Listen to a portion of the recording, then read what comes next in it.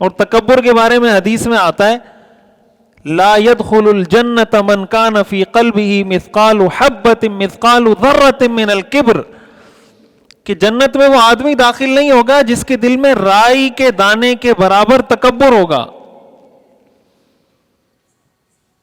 صحابہ نے فرمایا یا رسول اللہ، ہم میں سے ہر آدمی یہ چاہتا ہے ان یکون ثوبہ حسنا وان یکون نعلہ حسنا، ہم میں سے ہر آدمی چاہتا ہے میں اچھے کپڑے پہنوں، اچھے جوتے پہنوں. تو اس کا تو مطلب ہم میں سے کوئی بھی جنت میں نہیں جائے گا. حضور نے فرمایا اس کو تکبر نہیں کہتے. اگر کسی، ہر انسان کی فطرت ہے کہ بھئی اچھے کپڑے پہنوں، اچھے جوتے پہنوں، میرے پاس اچھا گھر ہو، جو بھی انسان کی نیچر ہے، اسلام اس سے کبھی منع تو نہیں کرتا. حضور نے فرمایا الکبر غمط الناس وبطر الحق، تکبر کس کو کہتے ہیں؟ لوگوں کو کم تر سمجھنا اور حق بات سامنے آ جانے کے باوجود اس کو ٹھکرا دینا، اس کو تکبر کہتے ہیں. بعض اوقات یہ علماء نے یہ بات لکھی ہے، بعض اوقات لوگ یہ سمجھتے ہیں نا کوئی آدمی کاٹن کے کپڑے پہن لیتا ہے، اچھی گاڑی میں گھوم رہا ہے، اچھا بنگلہ ہے، لوگ کہتے ہیں یہ متکبر ہے. یہ کوئی ضروری بات نہیں ہے. اور بعض اوقات کوئی آدمی پھٹے پرانے کپڑے پہن لیتا ہے، لوگ سمجھتے ہیں یہ متواضع ہے، اس میں تواضع ہے. یہ بھی غلط ہے.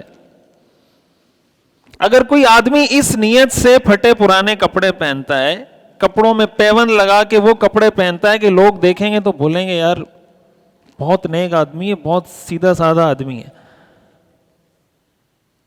یہ تکبر ہے. یہ کیا ہے؟ یہ پیون لگانا، یہ پھٹے پرانے کپڑے پہننا اس نیت سے کہ لوگ کہیں گے بہت سیدھا سادہ آدمی ہے، بہت نیک آدمی ہے، دنیا کی تو اس کو کوئی پرواہ ہی نہیں ہے، یہ آدمی متکبر ہے. اور اگر ایک آدمی کو اللہ نے دیا اور وہ کاٹن کے کپڑے، اچھا لباس پہن لیتا ہے اس نیت سے کہ حدیث میں آتا ہے اللہ تعالیٰ اپنی نعمتوں کے اثرات اپنے بندوں پر دیکھنا چاہتے ہیں، تو اللہ نے مجھے دیا ہے تو میں پہن رہا ہوں، اللہ خوش ہوگا، یہ آدمی اس میں تواضع ہے، اس میں تکبر نہیں ہے. تو جب آدمی اپنے آپ کو بزرگ سمجھنے لگتا ہے وہ دوسروں کے ایمان کے فیصلے کرنے لگ جاتا ہے، پھر کہ یہ میرے سے کم بزرگ ہے، یہ اس سے کم بزرگ ہے، میں سب سے زیادہ نیک ہوں، یہ میرے سے کم نیک ہے، یہ اس سے کم نیک ہے. تو جب ہم دوسروں کو کم تر سمجھنے لگتے ہیں یہ بہت خطرناک بات ہوتی ہے. تو اللہ تعالیٰ یہ فرماتے ہیں، میں یہ عرض کر رہا تھا، یہ بات تو ضمناً آ گئی، اللہ فرماتے ہیں میری رحمت میرے غضب پر غالب ہے. اسی لیے تو دنیا کا نظام چل رہا ہے.